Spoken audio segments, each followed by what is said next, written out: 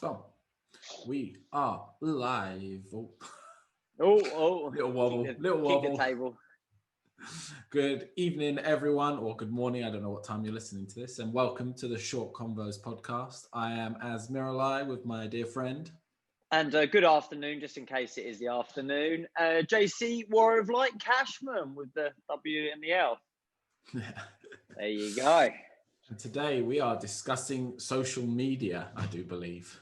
Yes, yeah. Well, actually, I've got a couple of things to bring to the table first. All right. And first of all, beans on toast, because we seem to always bring up food as our top three, weren't we? We were talking. I know we've got our devices, haven't we, as the top three this week, but we seem to have always turned on food. So I think we should always have a food topic.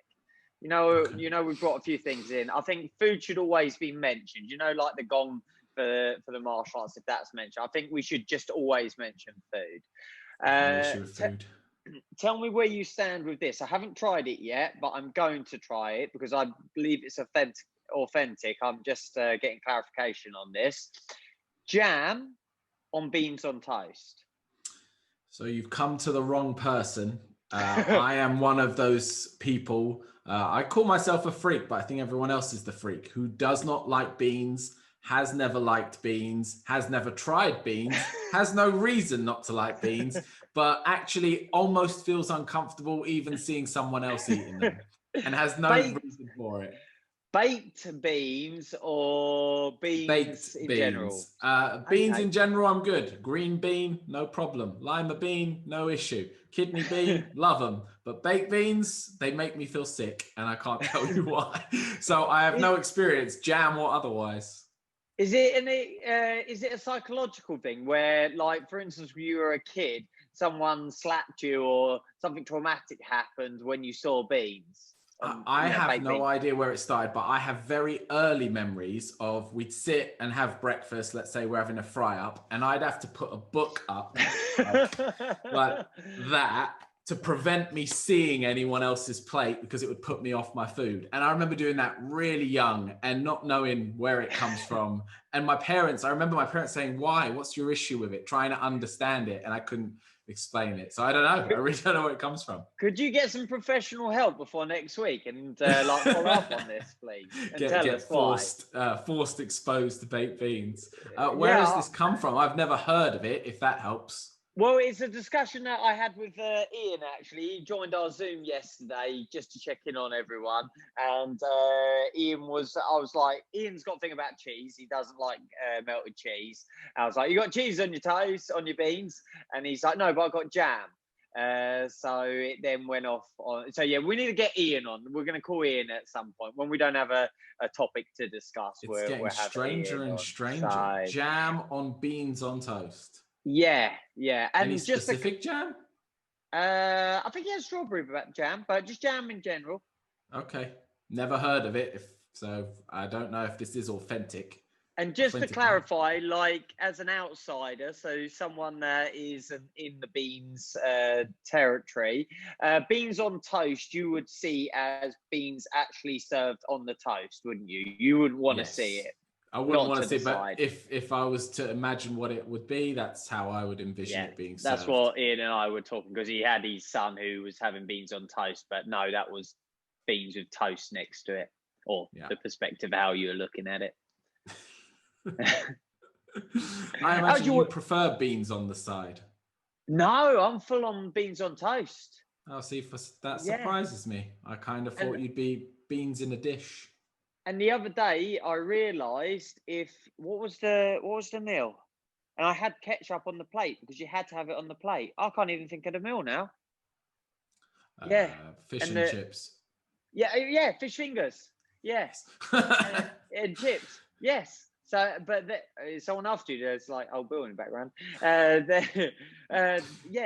You have to have ketchup on the plate with that. Not all over it, obviously. No, but that's the thing, right? Not all over it. So that's still fine. But I could take it in a ramekin or on the side of the plate. That's not an issue. Yeah. How's your week been, Az, before we get into the nitty-gritty of it this week?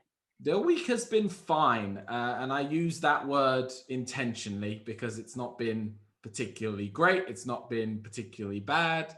It's been a very mild-mannered week, for lack of a better term for it. I have no complaints, but I'm not exactly kicking and screaming about much either. So, Okay. yeah, it's been a toast week. A toast week. A toast week, just buttered toast. You know, we all like Moving it. We don't have steady a along. problem with it. Yeah, but we're not going to write home about it anytime soon. Okay. Yourself? If it could have happened, it could have happened, and it did happen this week. One of Before them coming on the weeks. call, we've been without hot water and heating for over a week. Considering we're mid to late November, it's not great with 4 active girls and me in the household as well. And before coming to you, we've actually got only one running tap now in the house. So I was flushing a poo down the toilet with a bucket full of water.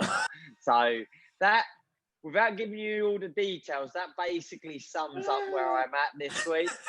And we've talked about this roller coaster ride at the moment in 2020. I was going to try and analogize it as the ride, the pirate ship. My hands are going up and down. The pirate ship ride. I was saying it's been a bit like that, but now it's just the spinning teacups. It's like you voluntarily went on. It's not actually a bad experience. You actually like life. You like the ride, but right now I need to get off, because I don't know if you've ever had it, but you're enjoying it. You're enjoying the company, but your stomach's just not holding it anymore. Yeah, I need to get off. I think the reason I would say my week's been so meh is I've got off. I'm kind of now just at a point where I'm so disengaged with a lot of it that it feels like I'm just unaffected. I've got people going, "Oh, you heard about this vaccine or whatever," and I'm just like, yeah. I've run out of emotional responses to these things at this point. It doesn't make for great podcasting, I admit, but that's just where I'm at with it. Well, have a go. Turn all your water off and flush your poo down the toilet, or your kids' poo down the toilet with a bucket. I'm good. I'm good. Then it'll add to it, boy. All right. Devices, 3 things, didn't we? I feel it's going to tie us into what we're going to actually talk about today. So 3 devices. Do you want to go first? I'm happy to go first. Now, can I gold, silver, bronze these? That's the question. I don't think I can. I'm not going to even try. So let's go. Device number 1, I would say, is my MacBook. I'm an Apple fanboy, for lack of a better word. I have been using Apple computers for a very long time now. And yeah, I don't know what I'd do without it in a lot of senses, in terms of I've made a lot of my money, and I've done a lot of my business, and I've done a lot of my life via this computer. So it's been a very useful tool in all its different iterations. I'm not a big fan of the one I actually have right now. I'd like to get a new one with the new keyboard and the less thermal issues, but I can't deny that in terms of kit that I use and tech that I use on a daily basis, this is the one. Are you throwing that out there as a gold, are you? I guess in terms of usage, it would be a gold, because it's my journal, it's my photo album, it's mostly where I access my music. I'd say I use it more than my mobile phone in terms of as a useful tool in my day-to-day workflow. So I'd say it would take the gold mostly just out of usage. Okay, cool. Do I give all 3, or do we want to go for it, because then I can follow on, because I've got a few questions about how I'm going to deliver these 3, but I want to see what your 3 are first. Okay. Number 2 is my digital camera. Within the last year, I've really got into photography and filmmaking a lot more. So I've been really enjoying DSLRs and lenses and getting into that and understanding the kind of intricacies of it, because I've always up to now just been a point and shoot, snap the photo and let the camera do all the work. But I've enjoyed understanding like the manual controls and the kind of deeper detail. So I've got a lot of pleasure from my camera and learning photography and filmmaking. So that would be number 2. I'm intentionally trying not to say my phone, even though I feel like that's the obvious one to say, but it's only because I don't get much enjoyment out of my phone. And I think if we're saying top 3 bits of tech, it's kind of bits that you feel bring positive value into your life. Does that make sense? Yeah. Okay. So number 3, I've struggled with number 3. I've had a couple. I'm going to go with my speaker. So I've got a speaker that I use for teaching my kickboxing classes, but I also use it in the home, and it's just got a very full, very rich sound. And I really enjoy that speaker and playing music out of that speaker. That brings me a lot of joy. I don't bring it in much these days because the neighbors would all hate me. But it's a good speaker. It makes a good noise. And I think what makes that whole one? thing, it is a JBL Extreme, I think it's called. And it's just quite a robust. It's got like a strap and you can throw it around. But you hit play, you put the volume up, and it fills a room. And I've always enjoyed a speaker that could fill a room and make some racket. Yeah. Oh, I like that top 3. I'd like to put the speaker at the top. I like the speaker. Right, I had to search up devices as you were going, because I thought you were going to go all screens on me. Okay. Thought, if we're going all screens, does that mean I can't say this, can't say that? And then you've said tech, haven't you? So I suppose I can't go like knives or that kind of thing, can I? It has to be like a wide kind of. I'd say so. I think that's another video. If we can do a video on tools, which I think is what that is. All that's right, something else. Top tools next week then. 3 tools next week. So, all right, my gold is my iPad. I love, since they went to the Pro, I love the functionality of the iPad. I just wish I could do everything on it. I wish that I didn't have a phone. If I could do without a phone, like I don't have an iWatch. And one of the reasons I haven't got an iWatch is because you can't do without a phone by having an iWatch. If you could have no phone and just an iWatch, I would be on that tomorrow. So yeah, I think the iPad, again, the Pro one with the keyboard and the pen and all the extra bits that it first, like, that was only originally on the Pro. I think the newer ones have got them on the lesser models. And I just think they've designed and put that together really well. If I had to say one thing that I'm looking forward to getting, I asked Santa for, which I think is going to become my favourite bit of kit. One of my favorite bits of tech is the AirPods. So these are actually Lauren's. Struggling with. These are Lauren's, and I think I'm going to. I hate having my phone on me. My iPad, I can always. It's there if I need it as a tool. Music, photos, like you said, it's a bit bigger screen to enjoy those sort of things. But I don't. You'll see me often with my iPad. It's always in a bag or something. But I don't ever have the iPad attached to my physical self. It doesn't obviously fit in a pocket. So if I think the pods, I think, are going to only supplement that. I think they're going to help that as well. But if, as I haven't got that tech yet, I'm going to say my Bluetooth speaker. Much like you, so I'll bracket those, and then the third thing I would like to say is what I don't want to have around, and that's my phone. I really, and I suppose that's going to get us into what we're going to go into next.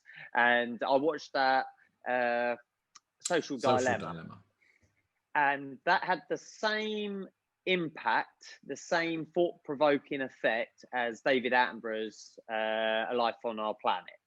And I got that impression when you said watch it last week.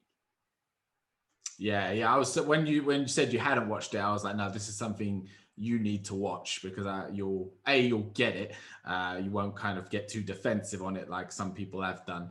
And B, I think it's probably the most important message, with the exception of the Attenborough one, of our current time. I think it's the one that most people need to hear for this next generation. What I think was so scary, no, I'm not scared. I'm not a warrior, and I don't get scared in that sense. What is wrong word? What was so striking? Concerning. What brought it home so much? Well, these are the guys that bloody invented it. These are the guys that came up with the ideas for it. Yeah. I'm the CEO, I'm the president, and guys, it's bad. And it's like, I would consider myself a disciplined person. I would concern that I have good self-discipline, through the martial arts, ding, and those sort of things. And I would have always seen, or have always seen my devices as tools. So like, I prefer the iPad because to me, it's more of a tool, and I'm looking forward to doing our tools next week now, actually. Whereas what they were like, I've written quite a few notes down while I was watching it, knowing that I was researching it for this chat. And what I really liked, one of the first things the guy said is when the bicycle came along, everyone was like, oh yeah, let's jump on a bike, let's ride around, let's get everywhere. He's like, this is really great. There's nothing really wrong about a bicycle. But we're all now looking at the devices and technology going, yeah, there's some problems here. Mm-hmm. I mean, it's a huge issue. And I think most of us, I think that's the big thing. We were all aware, and I think we all are aware that it's a problem, but it's kind of like we just can't get away from it. It's like, it's an issue, but we're not moving towards less of it. It's not like, climate change. We know it's a problem and everyone's trying to do something. Some of it's working, some of it's not. But this is like, we all know it's an issue. Everyone can see it, but we seem to just be steaming, full speed ahead to just carry on down this way. And like that's what's so concerning.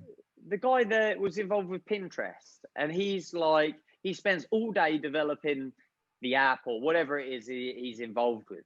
And then he gets home and he says he finds himself on it and telling himself he shouldn't be on it.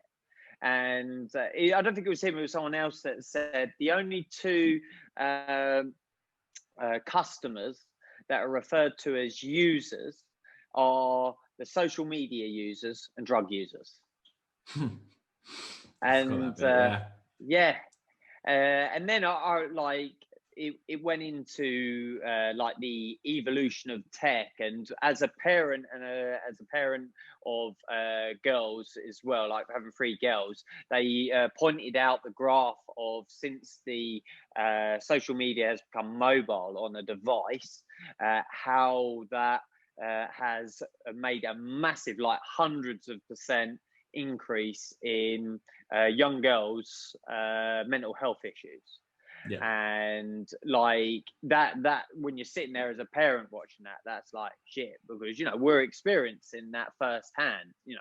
I can say firsthand, we're experiencing mental issues with kids. And you can see some of it is device orientated. And then with these graphs, they were showing like the evolution of technology as in such a short window has evolved like hundreds of thousand times, whereas our brains have not evolved the same. Handle it. No. Yeah, technology hasn't, as in the just a car, for instance, hasn't evolved like that. And that was crazy. And then the polarization of society. This was getting a little bit deeper towards the end of the program, and like a bigger part of the concern, like that country that's selling phones with Facebook already preloaded, and then effectively it was making people go out and kill people. Mm-hmm. And it's like the polarization. Maybe I misread this because you can take different messages in different ways, but we were talking about the politic episode that we did, where there's such a red and blue team even now. It's such an even playing field. And they were saying about how to keep you engaged with these apps, it's feeding you what you want to hear, and you're not starting to see and hear other opinions. So what it's creating is just this black-white divide. You're either this side or that side, and there's no it's losing democracy, basically. I didn't misread that, did I? That's why it was going with that. No, and the part of it that's manipulative and nasty is that they were leaning towards the idea that this has been done on purpose to ensure that there is constant conflict, that we are always butting heads, And therefore we are always engaging on social media. So you keep being fed your side of the argument so that you fully invest with it. And then you will see something from the other side and you feel so strongly about it that you then attack it. But really what you're doing is you're just staying on the platform, whether you're on there enjoying the content that you want to see or arguing with the other side. They don't care, because as long as you're on there, you're on there. And they don't care if you're on there having a good time or you're on there having a bad time, as long as you're there to be advertised to, because that's really what their interest is how long can we keep you on this app, and the big thing is about the machine learning and these algorithms learning how to keep you there. What's going to hold JC on his iPad for longer? What's going to keep him on this app or make him get back on this app as soon as possible? And the fact that they take it to the point of politics and influencing votes and decisions like that, that's where it becomes where you realize this isn't just a game now of just, likes and hearts and pictures. We're now talking about, political decisions, changing which person is going to be the president of a country. And like on that, it was saying 6 times fake news, bad news is 6 times easily shared, as in people want that much more bad news or fake news, because that's, like you said, what they've worked out is what engages them on the device or on the platform or whatever it is that they're trying to hold them on. Yeah, they're happy to enrage us, because enragement gets engagement, and that's what it is. They enrage you and then engage you, and then they keep you on there and they keep you clicking. And even if you're just going back and forth in a comment section arguing with someone you don't know, some faceless nobody, they're going to be slipping in adverts whilst you're at it and making you click on another video or another blog post or another social media thing to prove your point. But really, it's just keeping you on the app. And that's their, like they said in the documentary, that's their number one goal: get you to spend 1% more. Like, it wasn't all bad. Like, no. Much like David Attenborough's platform we're talking about, saving the planet, it wasn't like, oh, it's all shit and boom, credits roll. Like the guy who invented the like button, he said, we genuinely sat down in a room and thought, well, we're sharing all this stuff, why can't someone like it? And then, or why can't you be, I love that, I'm just going to like it. But he said what they didn't fathom to think was this like button would then turn into, oh, I didn't have enough likes. And this switch with it all, and like you've covered already, ultimately it's just all about business. And it's got to a point where these companies are so colossal, the amount of money that they make and the financial incentives and the shareholders and everything else, it's not something you can easily change. It's like it's massive, and it's one of the ladies said that it's like the most perfect selling model, because you don't have to buy anything to sell it. All you have to do is crunch this data. It just get more and more data out of people, and then the selling of it is easy, because you keep someone on, they buy an ad and blah blah blah, blah, and it's all go. But we're pretty much reciting the program. Where are you, like, prior to me bringing up the program and quoting it and everything, where are you with social media then? If we, like, devices maybe be included with this, but just social media then? I find social media, so as with most people, I think I get a bit stuck with it because I use it. But my opinion of it generally is that it's toxic. That's my overarching opinion. If I had to sum it up in a word, is I think social media is toxic. Instagram, Facebook, Twitter, Snapchat, put them all under the same umbrella. I don't think they're good for people. I use it for my business, to advertise. I use it to interact with friends. And I like to think that I maintain a relatively healthy relationship with it. I don't spend too much time on it. When I do, it's generally to post something rather than to look at stuff. When I do look at things, I like to think that it's things that I actually care about and want to engage with, rather than being influenced by the algorithm. Not that you'd know, I guess, if it's that powerful. But overall, and especially with the younger generation, who we spoke about this before about your daughter, they weren't privy to a time without it. So they don't know what it was like to not have it. So they don't have that point of reference. And I'm far more concerned with them and, you know, my future children and future generations, and how they're going to interact with it if it doesn't change from what it is right now. Yeah, that was mentioned again, referring back to the docu-film about them not knowing any different. I can't remember how they put that across, but one of the things that they did put across that I think struck home the most, and it kindly nicely fits with David Attenborough saying, nicely is the wrong word, is we now live in a society with business and the financial incentives, like we said, where a tree is worth more dead.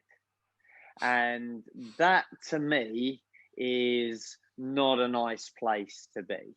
And I really don't like that and want to subscribe to that or really be a part of that. It's like, yeah, something being dead is more valuable. It's like, what the... It's just difficult though, isn't it? Because I think, you know, a big thing with the kids and a big part of the struggle is everyone is doing it. Everyone is online and everyone is engaged in this way. So you're trying to protect young people, but really what you can also be doing is depriving them or forcing them to be socially outcast. Like it presents as many issues taking it all away as it does giving it. It's not a simple, like you said, it's not a simple thing of switching it off and taking it away. That doesn't fix anything. We've experienced that. Yeah, no. And it's finding the balance of, you know, we go back to that word every week, but it is, isn't it? It's about finding a way of having a healthy relationship with the device, with the social media platforms, without letting it affect you. But you're fighting such an uphill battle because, as they said on this doc, these things are designed to addict you and to keep you there. Like, you're fighting a supercomputer with an algorithm that's been tuned to the 10th degree just to keep you itching. 1000th degree.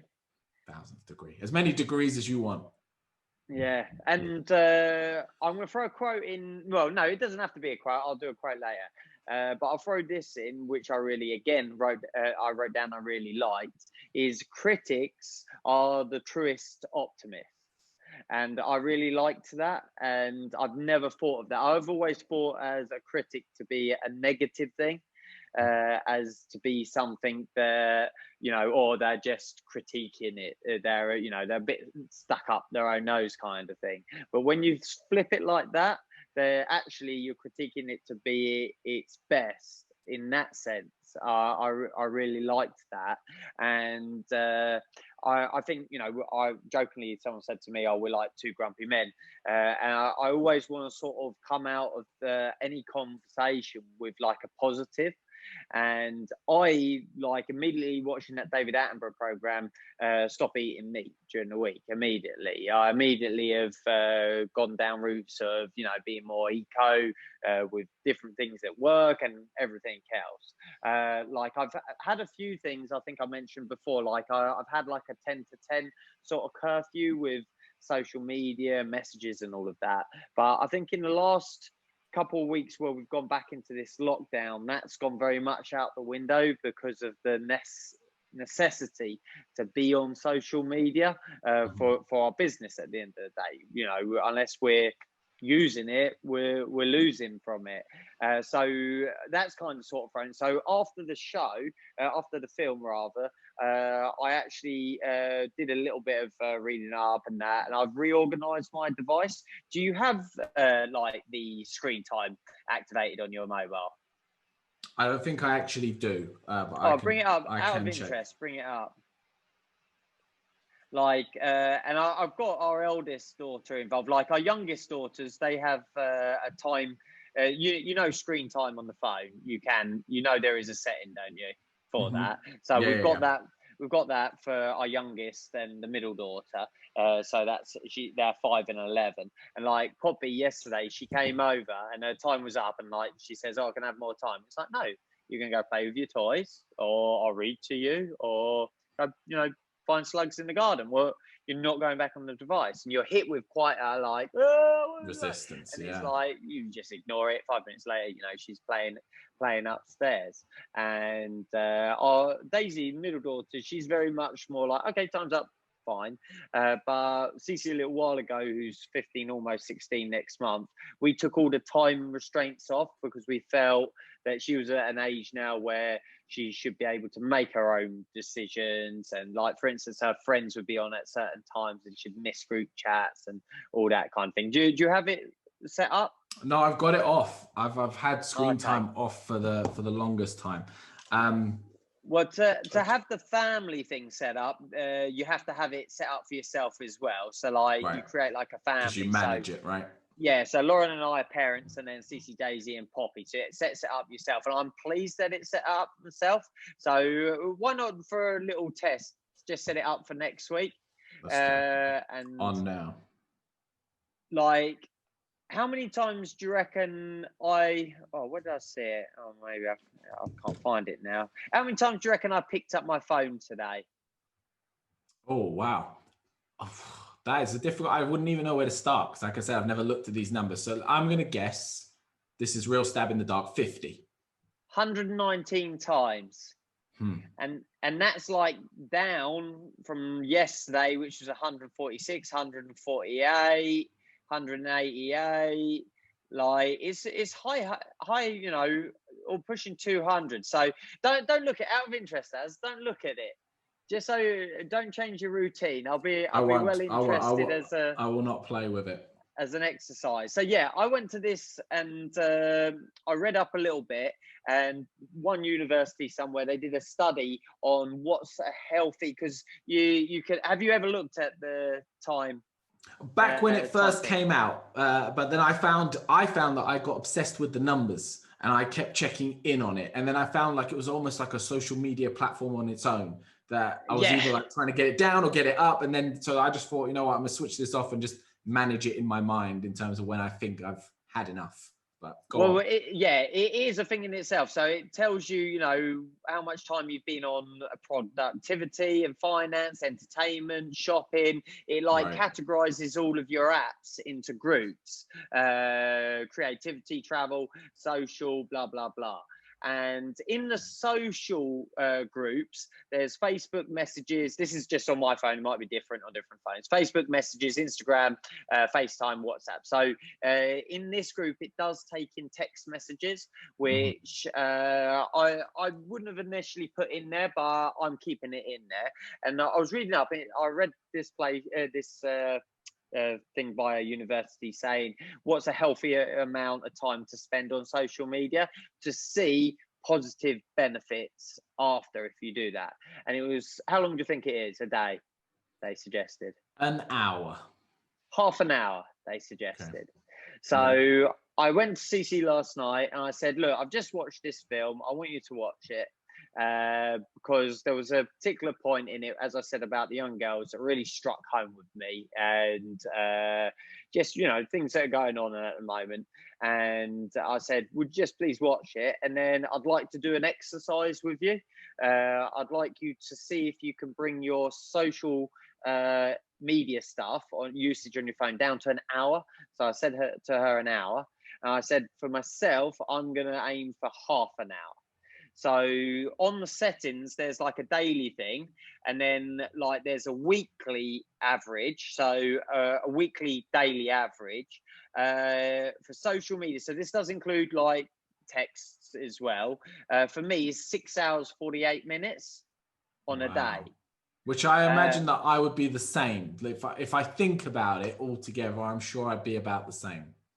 Entertainment, 6 hours. So, that's watching NFL or whatever else, YouTube or whatever else you're on. And then other is, like 5 hours or so, whatever it was. So I've set some things for myself that social group of apps. I've got a 30-minute limit now on it. So it informs you once you've hit the limit. it switches the apps off. So I've hit the limit today, and you can't see on a podcast, but it switched my messages off now. It switched Facebook, and I can't use the app unless I tell it, no, I need 5 more minutes, or ignore what you're doing for the day. But it still records everything.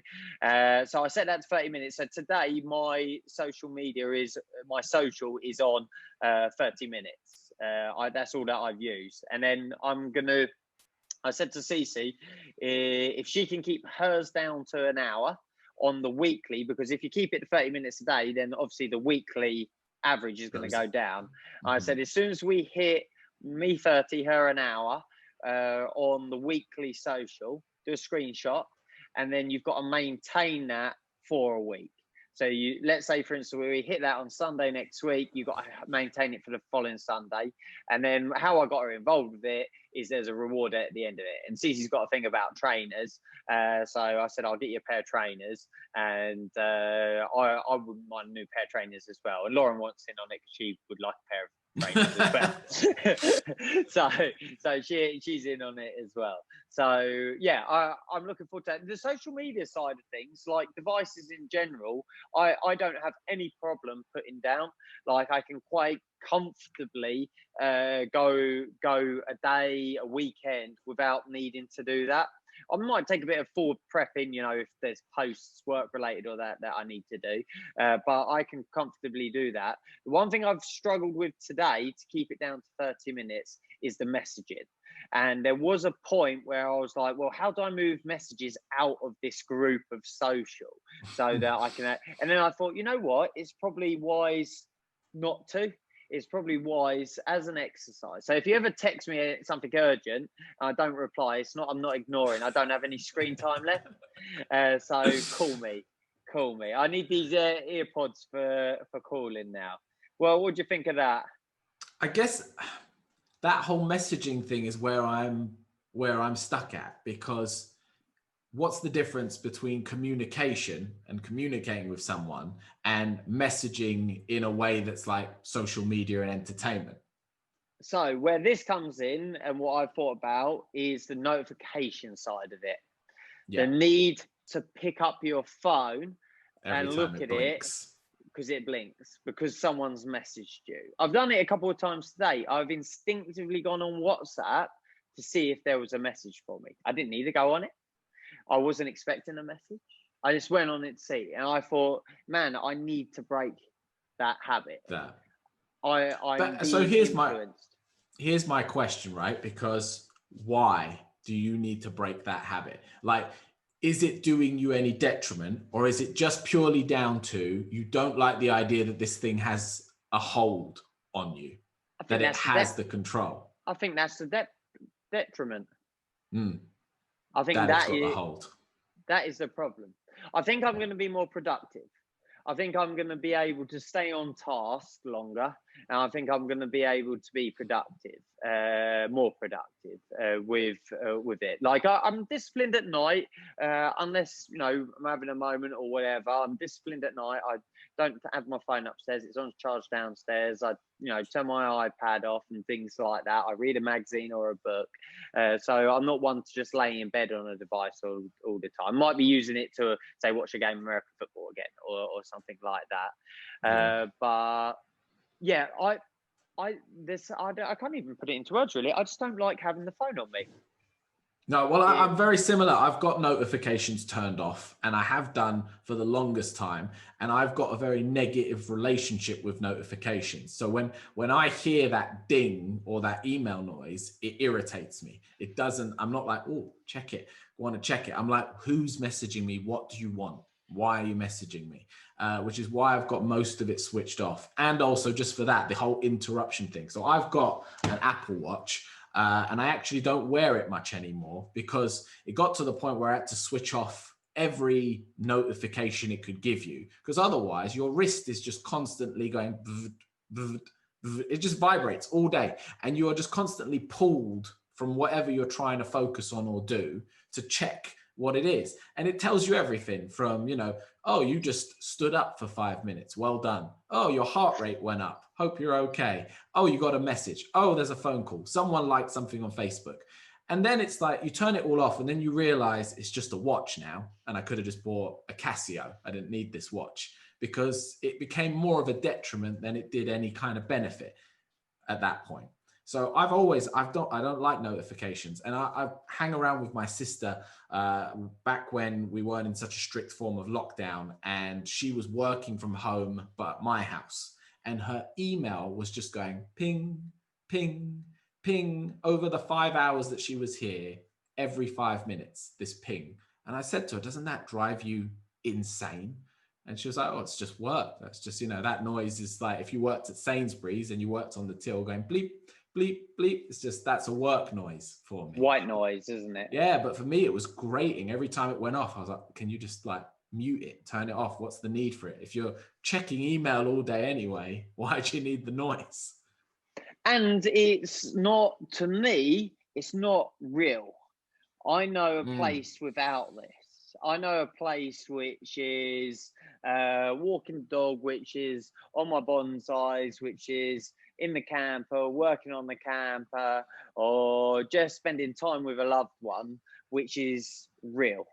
To me, all of this isn't real. This, like I'm holding up an iPhone, this iPad is a tool which supports those real things. It plays music. It you can look back of memories on photos and things like that. You can be artistic, those sort of things. That's where I think there's a difference, and that's why, going back to what you said, why do we need to do this? That's where I feel we're going into realms that are not real. All right, so that we're not just two moany old men ranting about how Facebook is bad, let's try and give at least one each top tips for anyone who's made it this far and would like to make some changes. Top tip for using it less or having a healthier relationship with it. I'll tell you next week. So okay, you want to do this and then we'll go from there. I want to see if I can get it down to 30 minutes a day as my average. Like I'm going to try and not change any behaviors to just see what it normally would be. I'm not going to aim for anything. Then we're top tip next week, unless you want to throw a taster in. No, that's good. We'll hold it. Holding is fine. We need a quote. Oh, I'll give you a top tip then, because I'm going to do it. It won't be by the time we do next week, and I might forget next week as well. I've reorganized the device. So I've, taken off notifications, all things like that. I've scheduled my 30 minutes screen time. I've actually scheduled like downtime. So I'm not going to be able to use apps past a certain time unless they are a show watching video or something like that. And I used to do this, you can probably remember, I used to do this and actually advertise it the day before.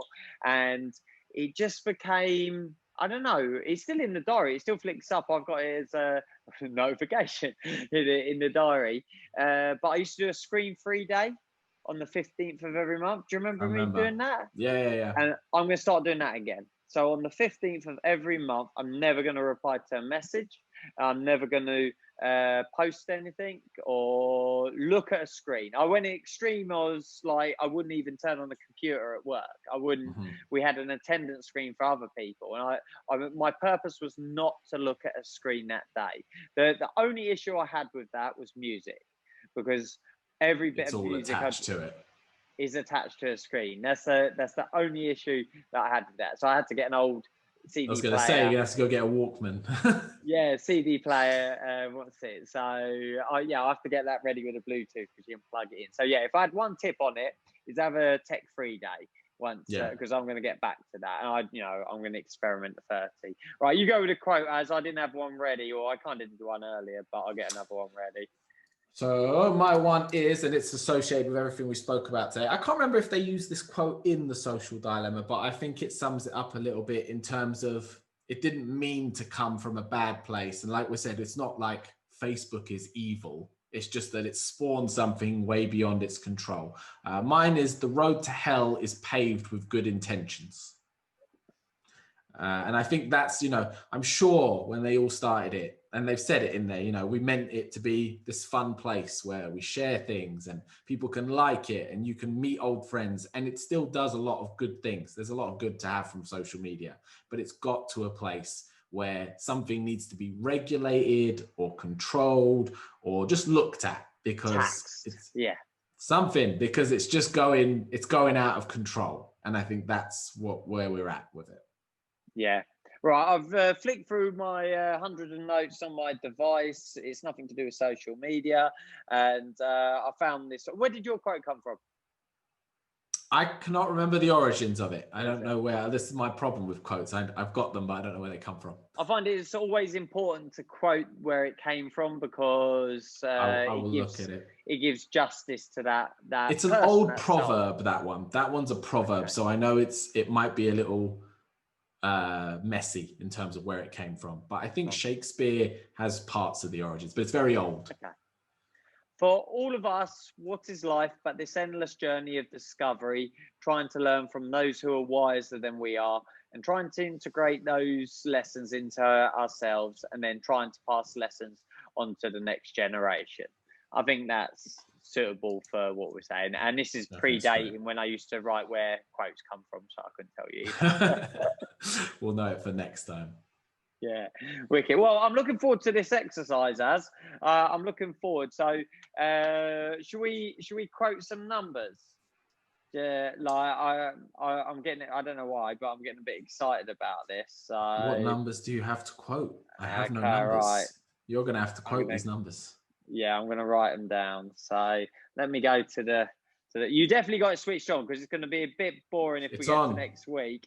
It's on. It's like, what are your numbers? Oh, yeah, it didn't work. It's now on. I'm zeroed out, but I'm there. So what do you think your daily, hourly rate will be? How many hours are you going to spend on it? You said 6.5 was yours? Yes. Yeah, I mean, I'm going to guess that I'm about the same. I kind of get the feeling that a lot of people are going to look at their phones now and find that they're around 6.5 hours and be surprised at it. I'm going to guess that. How many times? You've got notifications switched off, have you? Yes. Okay, so it tells you about notifications. Okay, but we can still do how many times I pick it up. Yeah, so how many time pickups? Yours was 110, something like high that? Hundreds, high hundreds, just below 200 on average. Oh, wow, okay, wow. Well, I'm going to guess 150. Maybe I should be a little lower, because I do have notifications off most of the time. So if I'm picking it up, it's normally with intention. But I still think it's going to be up there. That'd be daily. And then what do you think will be your most used category? Yeah, sadly, I would imagine it's going to be socials. Is YouTube in socials? No, that's. Or is that in entertainment? I might be in entertainment then. I might be in entertainment. You can say joint, because mine is social and entertainment is joint. Okay, because mine is I know YouTube and Audible is where I spend most of my time. Videos and audio books, that kind of content, I know is where my screen is on most of the time. Okay, so we're going to go entertainment then, yeah? Yeah, I'd say so. Cool. Well, I'm looking forward to this then. There we go. Little exercise. See what it is. Yeah. See what it is. Cool. Well, guys, make sure you all follow, share, comment, all that good stuff. Comment your screen time. Comments, yeah. Comment on the comments. Yours, for sure. All through the night. And we will see you guys on the next one. Yeah. Well, the thing with the podcast, you can just put it on the nice speaker. With that, we said that was our favourite bit of tech, isn't it? Without a screen, then. Listen to our smooth, sultry tones. Yeah. Cool. Peace out, everyone. See you later, dude.